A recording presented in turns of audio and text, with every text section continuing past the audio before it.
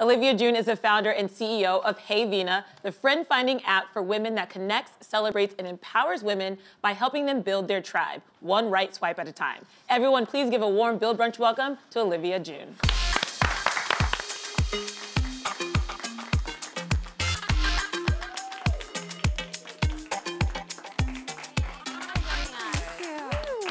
I love this entire outfit. Oh, thank you. It's so cute. Beautiful. Well, we have to dig into this. I downloaded the app today to check it out. It is so much fun. So tell me why you decided to start it.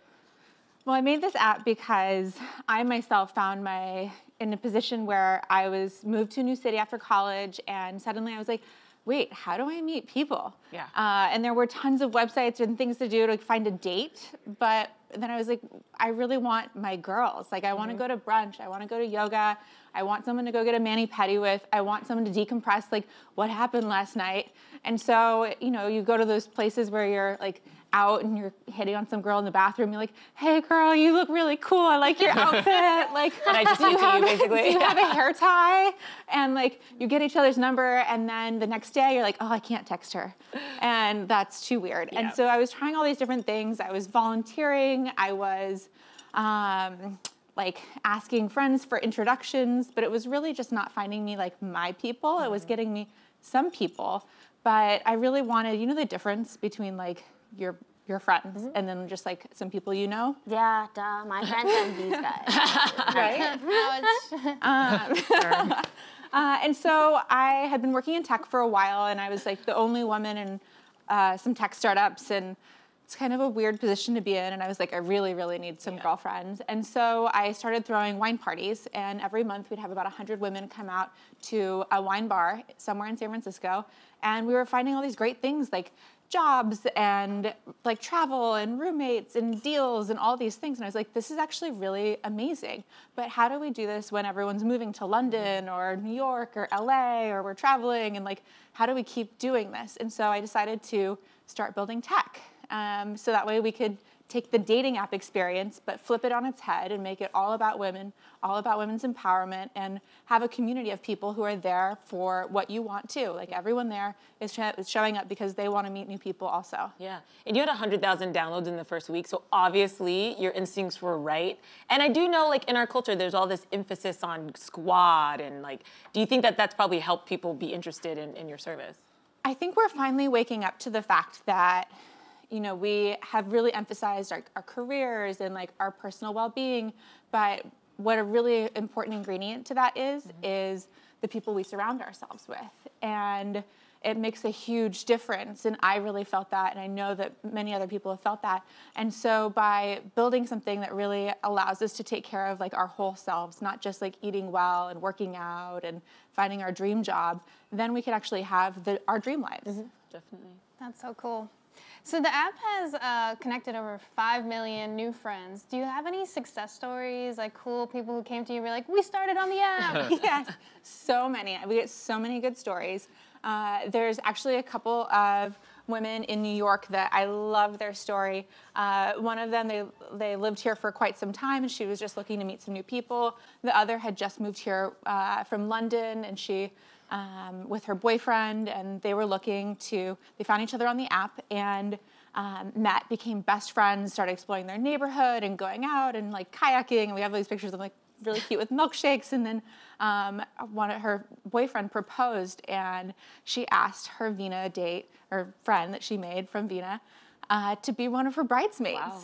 And to commemorate the occasion, their husband and fiance respectively got them best friend French bulldog puppies, and it's to die for adorable. That's so Oh my God, cute. that's like the poster story. What an incredible success story. Yeah. Right? But I think it's so many stories of people who just really changed their whole lives through their friend circle. I mean, sometimes you're the single girl and all of your friends start getting married and having babies. You're like, this is not my life phase. Like, I need some girls to go out with.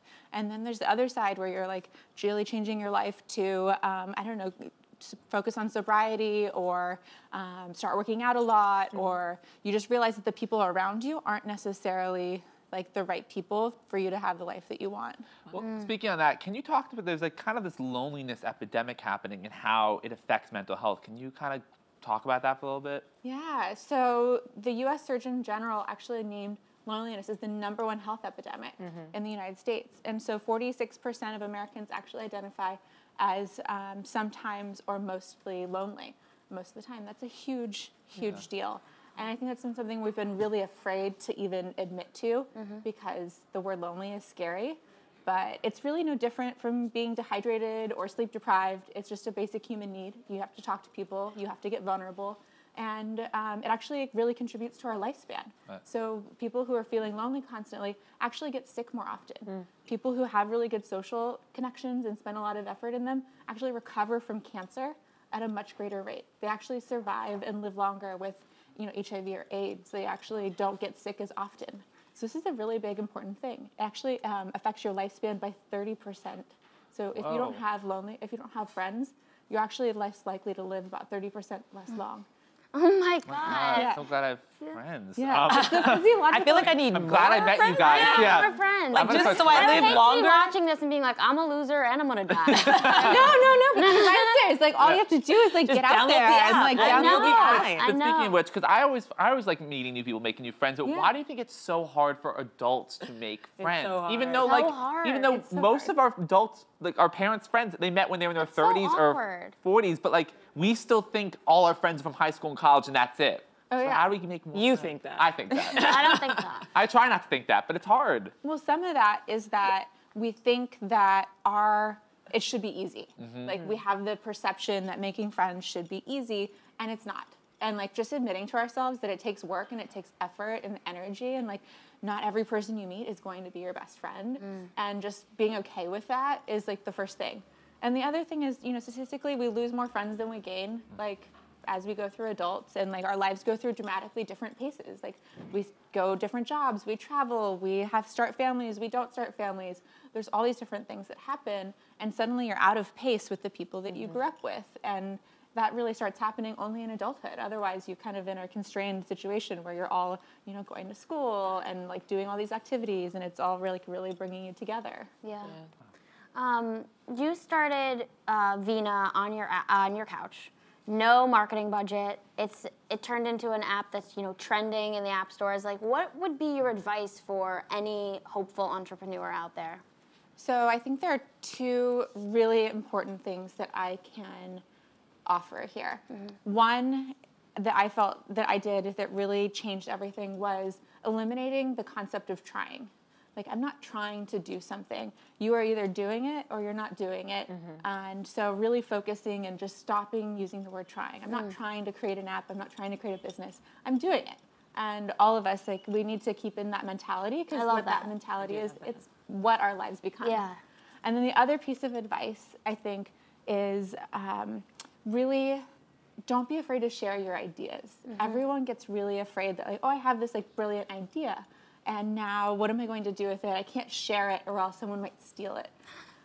Well, there are millions of people with the exact same ideas that you do. Big ideas are not unique, but the unique thing is what you personally bring, what you execute, and how you deliver your story and the product. And so those are two really important things that I would suggest to you as an aspiring entrepreneur, and like a way to really own it. Share everything you're thinking about. See people's reactions. If they're not reacting positively, it's probably not worth your time to continue to pursue it. Yeah, absolutely. That makes so much sense. And that takes me to my last question, is the name, Hey Vina. What does that mean? Where did that come from? So the networking group that I started was called Ladies Who Vino. And so originally it was like we're riffing on ideas, and we're like, well, what about Vina?